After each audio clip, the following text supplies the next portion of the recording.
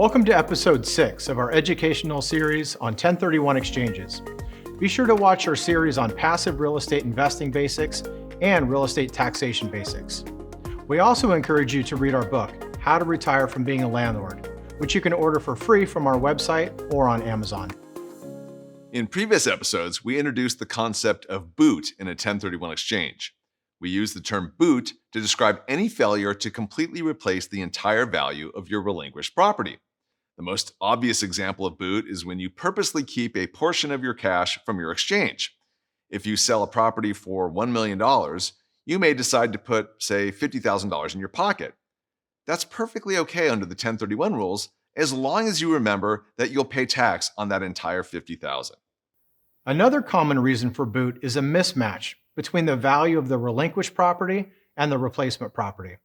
Using our $1 million example, suppose you could only find a $900,000 property to replace your rental. How are you going to reinvest that extra $100,000? If you don't find a qualified home for that money, you'll end up paying taxable boot. One of the advantages of passive replacement solutions like Delaware statutory trusts is the ability to allocate smaller, odd amounts from your exchange to a 1031 qualified portfolio of properties. To take a deeper look at DSTs, please check out our video, ABCs of DSTs. Boot can also pop up in smaller ways that may catch you by surprise. As a reminder, you have to replace the entire value of your property. That value is typically based on the sale price, reduced by sales commissions and certain transaction costs. However, you may have some expenses in your sale transaction that do not reduce the value of your relinquished property for purposes of 1031 exchange rules. These include any deduction from your proceeds, such as prorated rents, that are not typical closing costs. Although such items may reduce the net cash that is wired to your qualified intermediary, you still need to replace these deductions with cash to avoid taxable boot.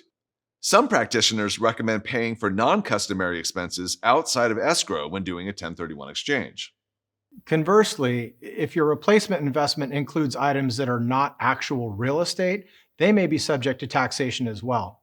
Because the IRS is not opined on every situation, different tax professionals have different opinions on what constitutes impermissible replacement assets.